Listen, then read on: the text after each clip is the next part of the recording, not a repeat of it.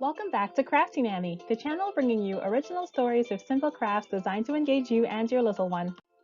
Thank you to everyone who's subscribed and supported this channel so far. We're on our way. For new viewers, remember to like, subscribe, and share, and join us in our weekly adventures. Speaking of which, let's turn the page to see what's happening today. Today's story is Patch, Hedgy and Scoot and the Runaway Lawnmower by Anushka R. Merrill. It was a calm and beautiful morning on the edge of the woods. On one side of the house, a gentle breeze skimmed the pond as Hedgy fed the ducklings.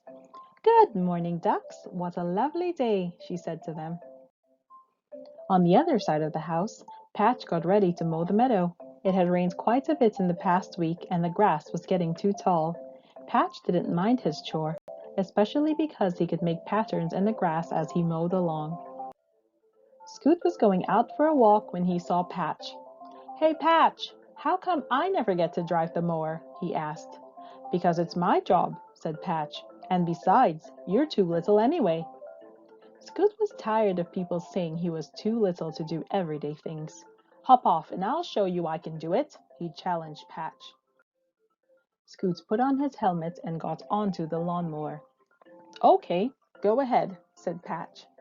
Scoot started the machine and drove slowly around the meadow. He wasn't too small for the job after all. "Look at me, Patch," said Scoot. He stuck one leg out of the mower and waved as he drove about.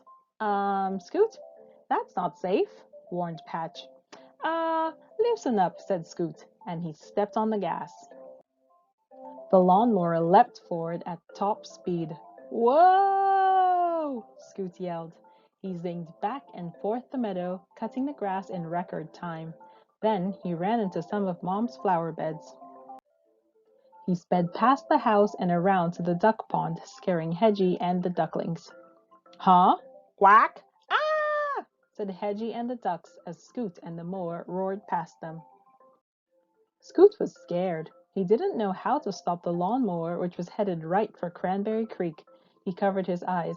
"Patch! Get me off of here!" he yelled.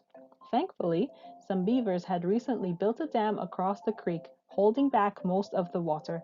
Scoot and the lawnmower skipped across the shallow water and onto the other side. Now he was soaked. Scoot and the lawnmower sped down the dirt road towards the town. Patch chased closely behind him.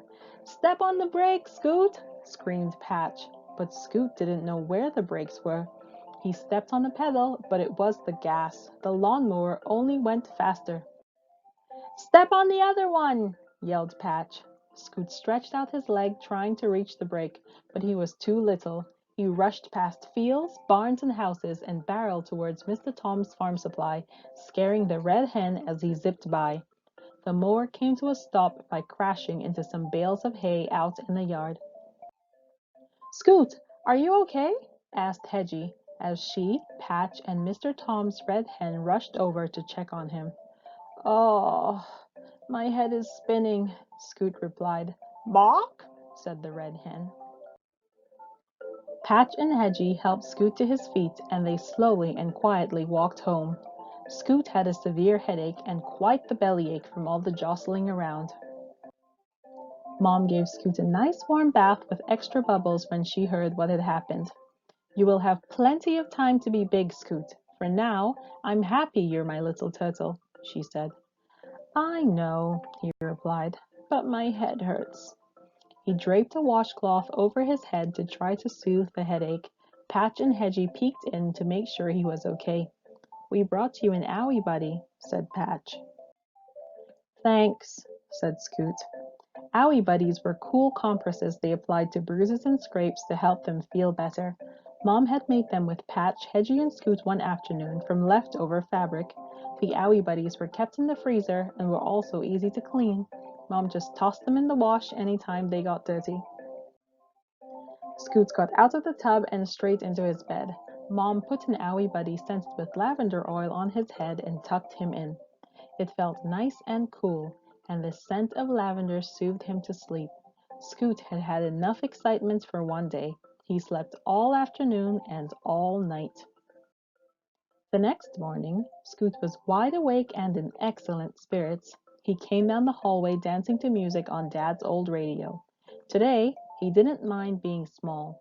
He didn't even mind not driving the lawnmower. Today, he was just happy to be himself and ready for his next adventure. The end. Soothe your bumps and bruises with your very own Owie Buddy. It can be as simple as a square buddy made from an old t-shirt or as elaborate as your imagination will allow. Instructions in the description box. Keep crafting and we'll see you next time.